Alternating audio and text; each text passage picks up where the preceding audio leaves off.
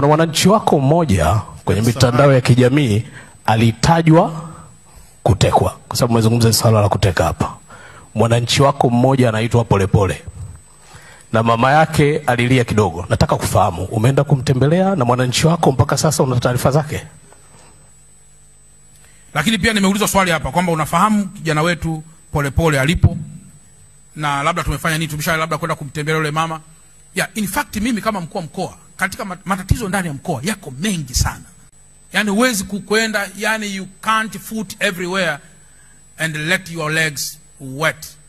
Katika kukwenda kila mahali wewe unakwenda tu kila mahali, hiyo sasa itakuwa sio administration, sio utawala huu. Lakini ukweli ni kwamba Polepole si alikuwa balozi. Mimi kama mkuu wa mkoa sielewi alijiuzuru akiwa nchi gani. Na mimi kama mkuu wa mkoa hakuna sheria yote inayosema ukitoka kwa balozi uje uripoti kwa mkuu wa mkoa sasa kwa ajili ya usalama wako. Sina hizo profile. Wewe mwenzangu ulivyokuwa unasikia kwamba Polepole yuko si wapi, na mimi nilikuwa nasikia hivyo hivyo. Na napokuja kusikia kwamba sasa Polepole sio amechukuliwa, na mimi nasikia tena vile vile. Kwa kumbe alikuwa Dar es Salaam. Mtu mmoja ananionyesha kwa kamera kamoja kanasema, alikuwa anasema hapa ni wapi? Lakini wakiangalia wanasema hapa si pale kwenye ile sanamu ile, si ndio? Lakini nikasema sawa, sasa kwenye sanamu inawezekana ikawa ni picha iliyopigwa leo, iliyopigwa jana. So generally ni kwamba sina connection yoyote inayoweza kuifafanua sana kuhusu maisha ya ndugu yangu Humphrey Polepole. Lakini kikubwa na mimi nimekuwa mfuatiliaji toka kwenye YouTube.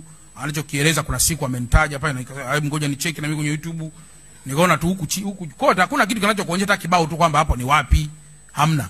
Basi nalo nihusu na mimi nikalichukua na mimi nikaendelea kulifanyia kazi.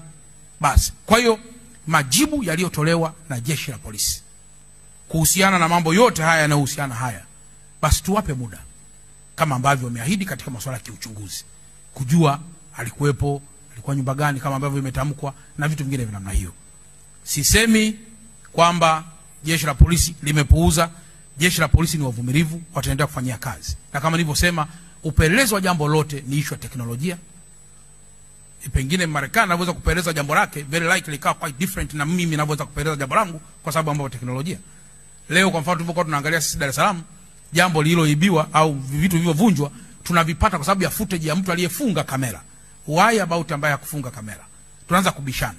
Hata kwenye mipira zamani mnakumbuka, tulikuwa tunajipigia tunajibutulia tu goli go, refa anawaza anasema basi ili iwe goli. Lakini leo imekuja kitu kinaitwa VAR. Watu wanakwenda ndani, wanasikilizia, wanaiangalia, wanasema mpira katikati ni goli. Hiyo ni teknolojia. Teknolojia ni jambo la muhimu katika kusaidia uchunguzi na upelelezi wa jambo lolote. Technology, time, audience, context, environment, vyote kwa pamoja ni vitu ambavyo vinaweza vikasaidia na vikarahisisha. Lakini plus human capital pia ulionayo. Vyote vitu kwenye combination, vyote hivi vinasaidia ili kupata jambo ambalo